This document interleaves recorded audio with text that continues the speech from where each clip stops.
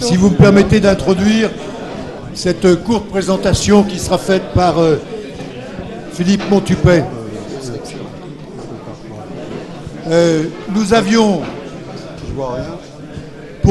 pour coller à l'actualité, en 2012, réalisé une séance consacrée à l'appendicite aiguë. Elle a été extrêmement médiatisée, cette séance. C'est parce que c'est pas mon fichier. Alors que le niveau de la séance elle-même était d'excellente qualité, elle n'a pas toujours été parfaitement perçue par les médias. Voilà. Et or, comme vous le savez tous, l'appendicite, c'est un sujet brûlant pour les chirurgiens praticiens qui réalisent certainement plus d'appendicectomie que moi, même si j'en ai fait beaucoup dans le passé. Ça m'a valu un blocage, mais c'était autrefois déjà, de ma boîte mail avec un très grand nombre de courriers contestant ce que l'on avait appelé les recommandations de l'Académie. Et c'est la raison pour laquelle, afin de clarifier le débat, nous nous sommes réunis à un groupe de travail qui a fait 3 ou 4 réunions avec Corinne Vons qui a dû partir, mais qui a contribué beaucoup, croyez-moi, et qui a beaucoup participé à ces réunions, avec Jean-Gabriel Balic, avec Jeff Valla, qui est un chirurgien pédiatre, et avec Philippe Montupet, et moi-même, à réfléchir à quelques conclusions simples qu'on voudrait vous présenter. Elles ont été écrites ici par Philippe Montupet, on vous les a distribuées avant.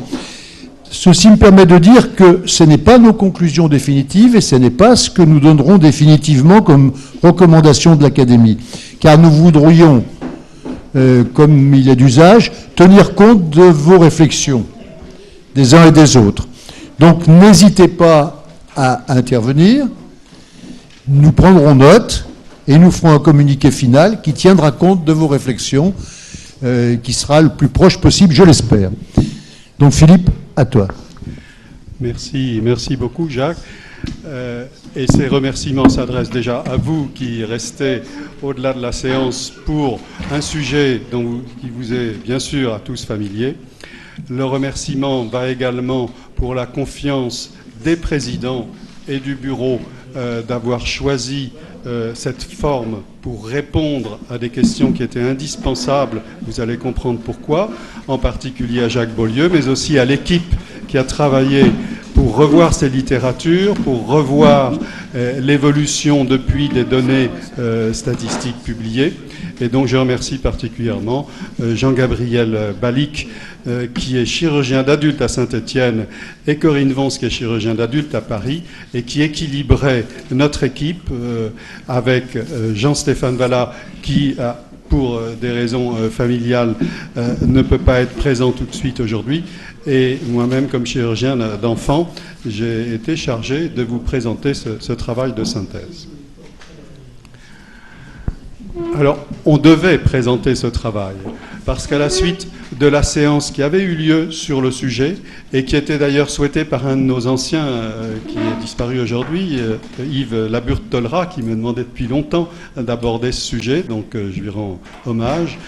Et cette séance a donné lieu ensuite non seulement à des discussions, parfois vives, depuis les 2 ans, mais également à des travaux qui nous ont beaucoup intéressés, c'est-à-dire des données statistiques qui, vous le savez, en février dernier, ont été publiées, qui émanaient de l'adresse, et puis des recommandations de la HAS, qui étaient aussi formulées en novembre 2012, et qui ont donc été très généralement acceptées et mises en pratique. Ensuite, nous avions à l'Académie un devoir de promotion de pratiques chirurgicales nouvelles et bien validées sur ces sujets. Et nous ne pouvions pas non plus ne pas être intéressés par les études prospectives et randomisées, multicentriques, en particulier l'une d'entre elles, célèbre à Paris, et qui avait donné lieu à beaucoup de commentaires, mais également à beaucoup de citations dans la bibliographie internationale. C'est pourquoi l'épidémiologie avait besoin d'être située dans son cadre. L'épidémiologie, qui commence ici par une étude californienne, présentant l'intérêt du très grand nombre des cas, 600 000, de 15 années d'études et qui montre que le risque, la vie durant d'avoir une appendicite est de 9% pour chaque individu, n'a pas modifié des données connues qui concernent la pyramide des âges avec une prévalence dans l'âge jeune jusqu'à 15 ans, mais également a confirmé qu'il y avait des disparités. Monsieur Mornex, qui était présent à la séance de mai 2012, signalait des disparités territoriales en France. Mais il y a des disparités ethniques au travers le monde qui ne sont pas plus bien comprises et bien expliquées et qui ouvrent la porte à des physiopathologies différentes de ce qui est appelé habituellement l'appendicite. Avec, en revanche, un nombre et un taux d'appendicite compliqués sous forme de perforation qui est de manière avoisinante le même entre 25 et 30%. Une autre étude anglaise, celle-là, a montré cette donnée intéressante que sur une évolution de plus que 30 ans, puisque là l'étude arrête à 2000, mais ça se poursuit, il n'y a pas eu de diminution du nombre des appendicites compliqués perforés, qu'il y a eu fort heureusement une légère inflexion du nombre d'appendicectomies qu'on pourrait dire faites inutilement, et qu'il y a eu une franche diminution également du nombre d'appendicectomies pour appendicite simple, ce qui reste une question posée.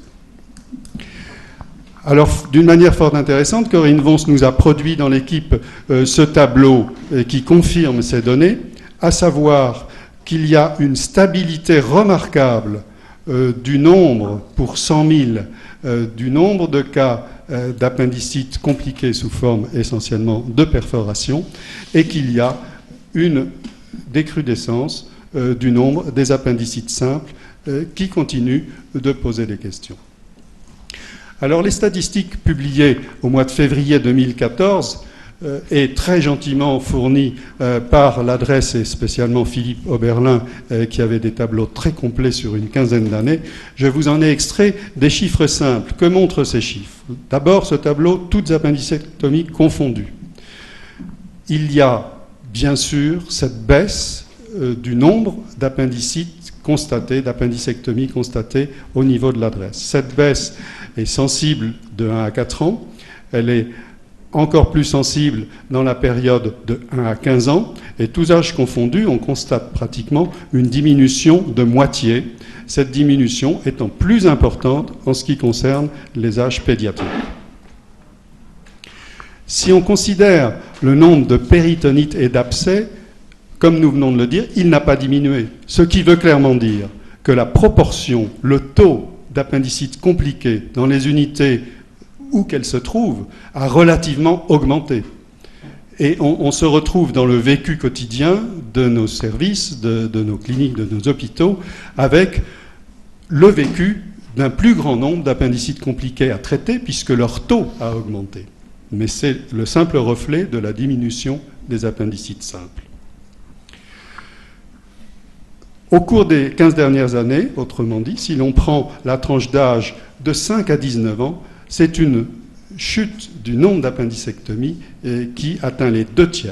En revanche, et c'est bien noté par les études de fin novembre 2012 à la HAS, la mortalité n'a pas changé. Elle reste redoutable quand même, puisqu'elle peut atteindre 5% dans ses formes compliquées. Il y a donc une voie de progrès à faire, et qu'elle reste heureusement très basse dans les formes non compliquées d'appendicite simple. Alors, quelles sont justement les formes cliniques dont on parle? On les connaît très bien. Je me souviens, nous nous souvenons que Pierre Vert ici disait, à propos de ces appendicites simples, que peut-être on traiterait par des antibiotiques dans le futur, pas aujourd'hui, mais il parlait d'appendiculopathie. Appendiculopathie, appendicite simple. Est-ce que ces cas cliniques, est-ce que ces formes cliniques sont appelées à se compliquer? En tout cas, sur cette échographie à droite, vous voyez bien qu'il y a d'une part la présence d'un cône d'ombre signant le stercolite, qu'il y a d'autre part l'image visualisée du pertuis d'un abcès, ce qui est tout à fait différent de l'appendicite simple échographiée en bas, laquelle garde quand même un risque faible d'abcès, même en l'absence de perforation. Alors, les éléments décisionnels pour une indication opératoire pertinente, nous ne pouvons qu'être d'accord quand on les lit. Ils sont bien sûr parfaitement disponibles sur santé.gouv et sur la HAS. Lorsqu'il y a une triade symptomatique qui réunit la défense, l'hyperleucocytose au-dessus de 10 000 et la CRP au-dessus de 8 mg par litre, le diagnostic se trouve, avec cette expérience clinique, relativement facile. Sinon, c'est une surveillance, non pas à domicile, non pas lâchée dans la nature, mais une surveillance chirurgicale, avec des examens répétés, soit par le même chirurgien idéalement, mais aussi par son équipe, qui vont permettre de déterminer l'intérêt de faire l'échographie, voire le scanner. Et sur les examens présentés, vous voyez parfaitement ce que peut donner une appendicite simple, ce que peut donner une appendicite perforée, et l'image correspondant clairement en échographie à un abcès appendiculaire. Ça n'est pas toujours le cas. L'échographie, si elle est négative, n'infirme pas le diagnostic d'appendicite. Et le scanner est un examen qui est plus invasif, qui est plus coûteux, mais qui a toute sa place chez des sujets maigres avec une injection, sans injection ou low dose chez des sujets plus gras. En revanche, c'est un examen qui ne fait pas partie de l'arsenal d'investigation initiale ou programmée chez un enfant ou chez une femme enceinte. Et c'est un examen précieux en cas de besoin, lorsqu'un abcès a été drainé et n'est pas totalement résolu, ou lorsqu'un plastron n'a pas été opéré. Et vous voyez ici, sur ces images, l'infiltration de la région appendiculaire et également la présence du stercolite. Ces formes cliniques, celle-ci est particulièrement simple, c'est une forme gangrénée, pratiquement perforée, mais il y a des diagnostics différentiels qui ne peuvent pas échapper à la sagacité du chirurgien et à une intervention qui permettra de les confirmer. Chez l'enfant, pas toujours, l'adénolymphite est visible en échographie. Chez la femme, des torsions d'annexe peuvent constituer un diagnostic de surprise chirurgicale, et chez le sujet âgé, des lésions coliques. D'où l'intérêt, dans certaines tranches d'âge, d'avoir recours éventuellement au scanner, en particulier chez le sujet âgé, pour ce type de lésions associées ou primitives. Et puis, il y a les lésions proprement appendiculaires qui ne sont pas des appendicites, qui ne seront identifiées qu'à l'examen histopathologique. En signalant que sur les études que nous avons pu consulter, il y a des lésions histopathologiques qui ne sont produites que par le geste opératoire, par l'écrasement d'un appendice, et que donc il n'y a pas, et ça fait partie des écrits de la HAS, de diagnostic formel pouvant être fait en cas d'appendicite simple sur l'histopathologie. Donc revenons au traitement aujourd'hui standard de l'appendicite aiguë. Ce traitement est clairement aujourd'hui le plus souvent fait par la cœlioscopie. Le plus souvent en urgence, et en général avec une antibiothérapie périopératoire. Ce qui se discute, c'est d'une part le timing de l'urgence, pour différentes raisons, ne serait-ce que celle de l'organisation actuelle et compliquée parfois de nos blocs opératoires. Sur l'urgence différée, car il y a des patients qui ont besoin d'une réanimation ou d'une antibiothérapie démarrée un minimum de temps avant l'intervention chirurgicale. L'antibiothérapie sur un plastron fait aujourd'hui une quasi-unanimité des attitudes dans les séries consultées, de même que l'antibiothérapie s'impose sur un abcès, avec une attitude de drainage selon différentes techniques possibles, mais aussi, quand on a démarré une antibiothérapie dans le doute sur des signes francs, il peut y avoir une amélioration, une phase d'accalmie qui va poser le problème de l'évolution sous cette antibiothérapie chirurgicale et de la meilleure attitude à suivre. Les images de droite montrent clairement que la cœlioscopie domine, sans dire qu'elle est par cette voie ombilicale qui peut s'appeler single port, puisque plusieurs techniques d'appendicectomie laparoscopique sont à notre disposition. Dans ce standard de traitement de l'appendicite aiguë, revenons sur la question du timing dans l'urgence chirurgicale.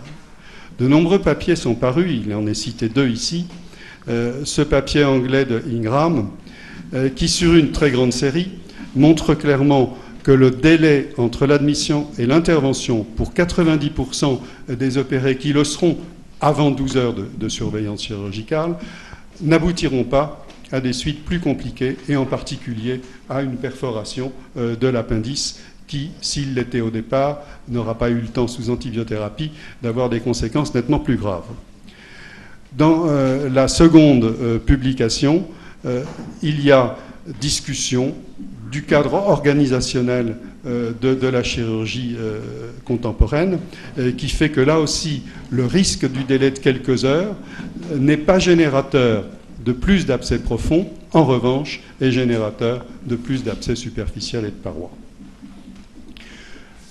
Sur ce traitement de l'appendicite aiguë non compliquée, ce qui avait fait débat et ce qui avait été mal compris il y a 2 ans de cela, c'est une étude qui a été menée multicentrique, 6 CHU parisiens, d'une manière prospective et randomisée, étude qui a eu un grand succès dans la littérature internationale et qui était relativement claire dans ses énoncés et ses conclusions. Il s'agissait bien d'un diagnostic d'appendicite aiguë non compliqué, avec le scanner. Il faut dire que dans 20% des cas, le scanner avait manqué le diagnostic de la complication. C'est écrit dans l'étude. Que le critère principal d'évaluation, c'était l'incidence des péritonites survenant après cette option randomisée de traitement antibiotique sur appendicite simple dans les 30 jours. Les patients ayant un stercolite en étaient exclus.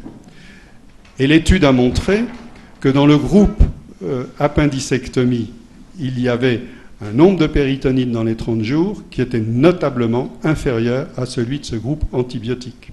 Autrement dit, les conclusions de l'étude, clairement énoncées ici même, étaient que la conclusion n'était pas encore faite, que le traitement antibiotique, contrairement à ce que certains médias ont été ravis de déclarer, allait devenir le nouveau traitement de l'appendicite aiguë.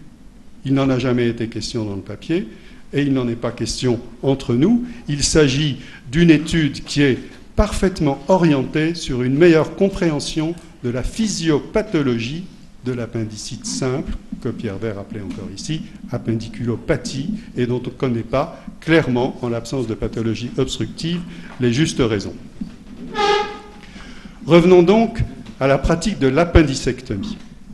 Et là, notre collègue Jean-Gabriel a obtenu un tableau qui présente des chiffres intéressants, montrant que d'une part, l'appendicectomie est réalisée plus aujourd'hui en milieu hospitalier qu'en milieu privé. Il ne s'agit donc pas de se laisser embarquer dans l'idée que le nombre d'appendicectomies inutiles appartiendrait à un secteur privé.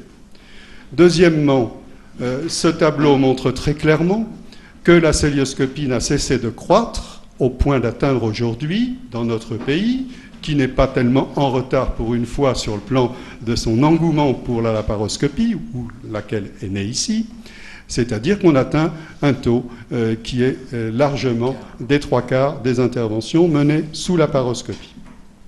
Et puis cela confirme qu'entre 2012 et 2013, il continue d'y avoir une baisse du nombre total d'appendicectomies, mais pas du nombre total d'appendicectomies pour appendicite compliquée.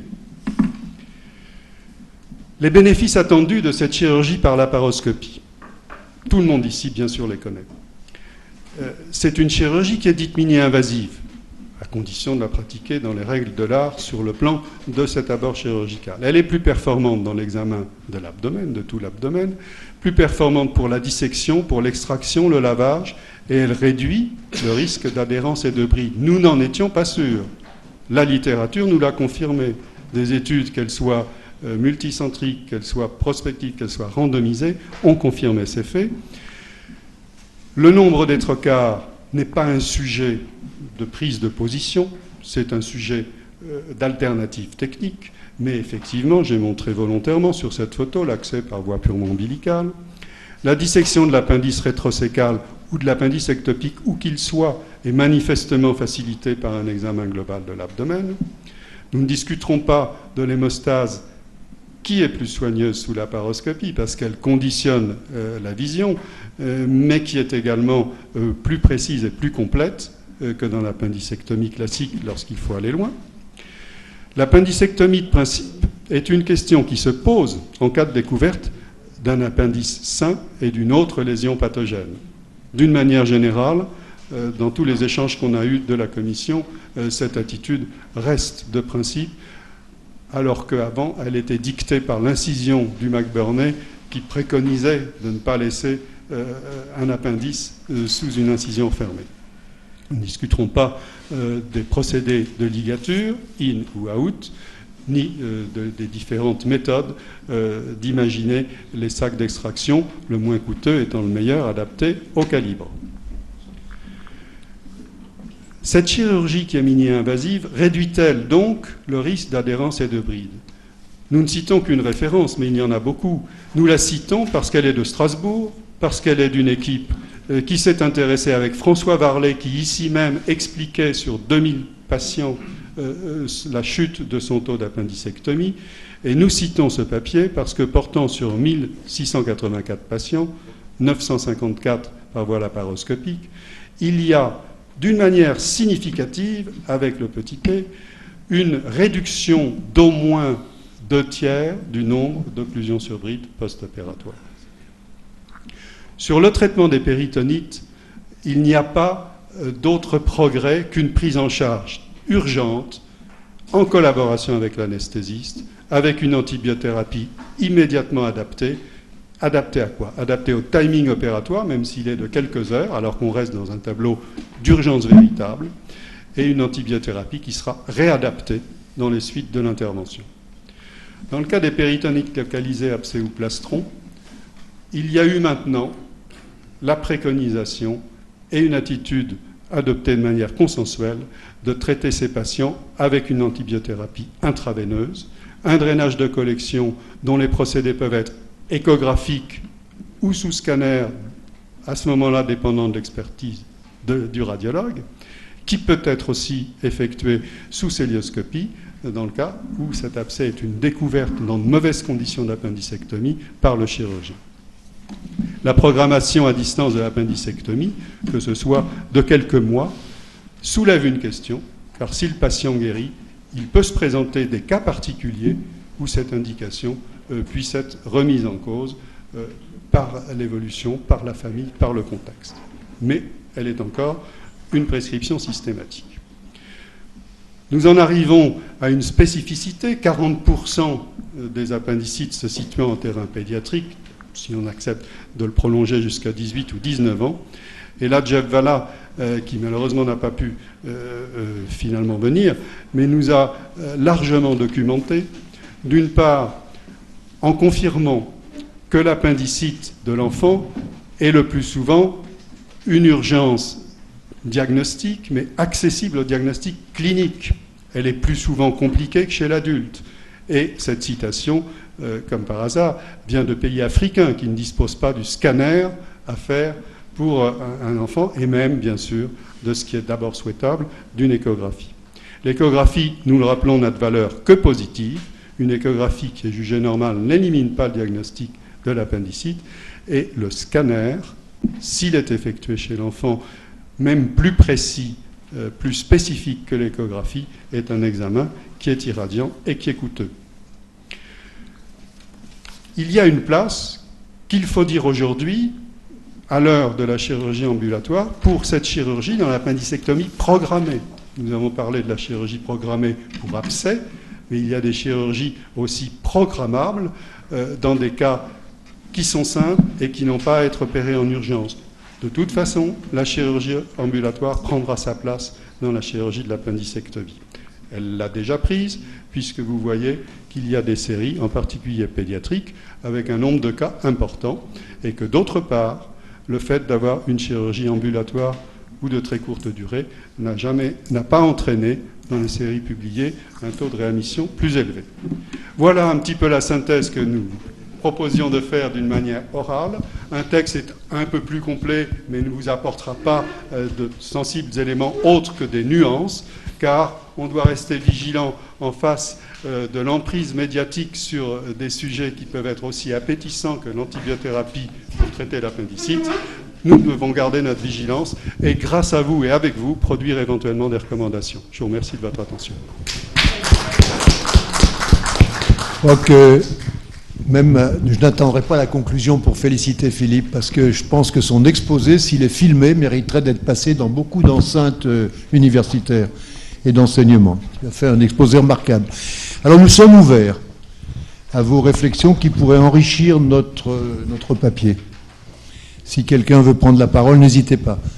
Monsieur Lebel. Bernard Lebel. Oui, Bernard Lebel. Et je voulais évidemment vous féliciter et puis dire ma grande satisfaction de voir ce travail qui est fourni par notre académie. Je regrette simplement qu'on le présente à la fin d'une séance et pas au sein d'une séance, parce que dans l'avenir, si jamais il y avait d'autres réflexions de l'Académie, je souhaiterais qu'elles soient faites au moment d'une séance. Alors, ce que je voudrais dire dans cette réflexion, c'est que elle nous montre que quand nous avons des réunions qui passent, il y a une espèce d'immédiateté dans la réflexion. On a traité un sujet, mais c'est un sujet qui a été traité de façon immédiate. Or là, vous avez repris un sujet qui est passé dans une séance et il a été remodelé, réfléchi à nouveau par les collègues de notre académie. Et c'est là, je trouve, quelque chose d'innovant dans le travail de notre académie. Je n'ai pas entendu ça depuis de nombreuses années ici. Et je souhaiterais, et c'est le vœu que je fais, c'est que chaque année, il y ait une ou deux réflexions qui soient menées dans cette méthodologie, car c'est une réflexion qui aboutit à des recommandations et qui valorise de toute façon notre académie. Dernier point, simplement, c'est quand même un résultat aussi de la médiatisation de la séance, parce que si à cette séance, il n'y avait pas eu tout un tas de journalistes qui se sont précipités comme des très attirés par l'idée qu'on pouvait supprimer l'intervention d'appendicectomie que les journalistes femmes et hommes ont vu faire sur leurs enfants, eh bien, on n'aurait pas eu cette masse d'appels et la réflexion que vous avez menée. Je vous félicite. Merci Bernard. Je suis sûr que mes successeurs tiendront compte de tes suggestions. Je vous demande d'écrire en quelques mots vos conclusions pour que nous puissions en tenir compte dans notre rédaction. Est-ce que quelqu'un d'autre parmi vous veut prendre la parole? Oui, Xavier Martin. Oui, j'ai été intéressé de voir que la laparoscopie apparaît clairement comme une méthode supérieure, alors que dans beaucoup d'opérations, on n'a pas encore vraiment défini, dans d'autres interventions chirurgicales, que ce soit en digestif ou en urologie, si la laparoscopie était vraiment supérieure. Donc là, ça apparaît vraiment très clair. Alors là, je peux te dire que pour avoir revu la littérature, il y a énormément d'études randomisées. C'est le jour d'en parler, même si quelques-uns parmi nous peuvent en douter. En tout cas, il y en a énormément qui ont été faites sur ce sujet et qui semblent en faveur, ou tout du moins qui ne sont pas contre la méthode de laparoscopie. Oui, oui. Alors, vous écrivez, hein? Vous écrivez. J'aimerais féliciter effectivement toute votre équipe pour le merveilleux travail que vous avez fait. Et pour avoir participé à l'étude randomisée en question, je suis encore sensible aux critiques qui avaient pu être faites et aux questions qui restent posées.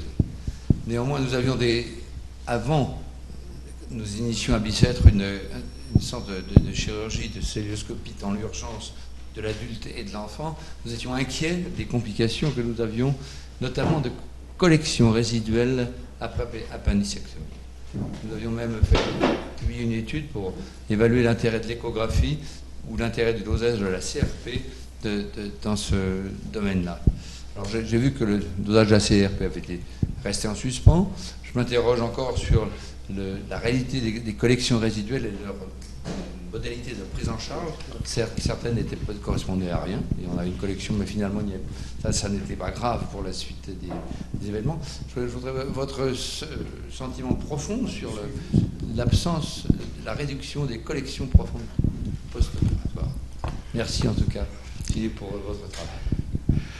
Et c'est moi qui te remercie, François, parce qu'effectivement, tu as eu la chance, et je pense qu'elle continue, de participer à cette étude randomisée très intéressante, et dont il était hors de question de ne pas être fier au sein de l'Académie. D'ailleurs, Corinne est des nôtres, et cette étude se poursuit, et ses résultats plus probants sont attendus, mais c'est surtout pour comprendre la physiopathologie des appendicites simples. Or, tu poses la question au sujet des abcès profonds, qui sont, comme je l'ai mentionné sur un papier, le propre d'appendicites compliqués, dont le nombre était effectivement signalé dans des études maintenant datant d'une dizaine d'années comme plus élevé sous la paroscopie, alors qu'aujourd'hui, c'est plutôt l'inverse qui se produit et qui se voit, c'est-à-dire que le taux d'abcès profond devient équivalent dans les séries et n'est pas lié à la technique opératoire, mais à l'imperfection d'utilisation de cette technique. Oui, oui. Monsieur Dubousset. C'est une question béotienne. Oui. Comment tu draines? Ouais. Tu as dit, il y a l'abcès profond, on draine. Et comment tu fais? Quand tu es avec ta célioscopie, hein, bien sûr. Alors, sous célioscopie, on va où est l'abcès avec la plus grande simplicité, d'autant qu'on a une orientation d'imagerie préalable. Il est nettement majoritaire comme option dans les centres équipés que ce drainage soit effectué, chaque fois qu'accessible, sous échographie ou sous scanner. Et comme cela a toujours été le cas dans l'appendicite, le petit abcès guérit de lui-même. On ne draine qu'à partir du volume et du siège identifié des abcès qui dépassent 3 à 5 cm. Mais en dessous, on s'abstient. L'antibiothérapie intraveineuse continue son autre succès dans une indication, celle-là, parfaitement légitimée. Jean-Gabriel Balic veut dire 2 mots sur la laparoscopie, puisqu'il a une énorme expérience de cette pratique. Oui, auparavant, je voulais féliciter également Philippe Montupet de sa qualité de son exposé, de sa clarté. Je voulais dire que l'appendicectomie est considérée comme une maladie bénigne et des suites simples. Et l'intérêt de cette réunion, c'est de montrer qu'elle peut le rester, elle doit continuer à être simple, à condition de ne pas faire des fautes de prise en charge, des retards diagnostiques, qui pourraient aboutir à des catastrophes. Et parce qu'on arrive à un degré de perfection pratiquement de la chirurgie grâce à la cilioscopie, qui permet un geste, comme tu l'as dit, remarquable. On voit bien, on fait un geste sans traction de rien, mais il faut savoir la maîtriser, ce qui est le cas maintenant de tous les jeunes. Il faut savoir aussi reculer, et le traitement antibiotique prend une place pour des plastrons. Et avec ces moyens-là, on peut arriver à garder ce caractère d'unité. Alors je voudrais dire, on parle d'études randomisées, mais j'avais présenté en 92 ici une étude rétrospective faite à l'hôpital de Feurs par 2 chirurgiens remarquables qui étaient Montdésert et Guinaud, et j'avais étudié par thèse 300 appendicectomies par McBurney contre 300 cilioscopiques après. Et les conclusions étaient déjà évidentes à cette époque-là, que la cilioscopie est un plus indiscutable. Il n'y a pas beaucoup plus d'abcès post-opératoire. Et puis j'ai invité aujourd'hui Djibril Sangaré, qui est professeur et chef de service à Bamako, en chirurgie digestive, et avec lui, il a lancé la cilioscopie à Bamako dès 2001. Et il me disait tout à l'heure que maintenant tous ces jeunes font l'appendicectomie par cilioscopie et que pour eux, ça a transformé la prise en charge de ces malades à Bamako, où avant ils venaient plusieurs jours et la famille était là, etc. Merci, je suis honoré d'être ici cet après-midi avec vous. Il y a beaucoup d'entre vous que je connais par la littérature et lorsque je rentre ici souvent j'entends des noms qui me rappellent lorsque jeune interne en Algérie, donc vous voyez, et puis ensuite après le professeur Jean-Gabriel Balic, Hélène Mehmet, c'est lui qui m'a amené à l'agrégation en 1992 et aussi qui m'a vraiment aidé à ce que la celluliochirurgie puisse être introduite au Mali en 2001. Et je vois aussi M. Beaulieu qui m'a fait l'honneur de me recevoir souvent à Lyon dans son service. Et voilà, effectivement, la celluliochirurgie a complètement modifié notre vision de la prise en charge de l'appendicite. Et pour des raisons qui ont été évoquées ici par le conférencier tout à l'heure, effectivement, l'appendicite, nous n'avons pas beaucoup de moyens d'investigation, donc nous insistons sur la clinique.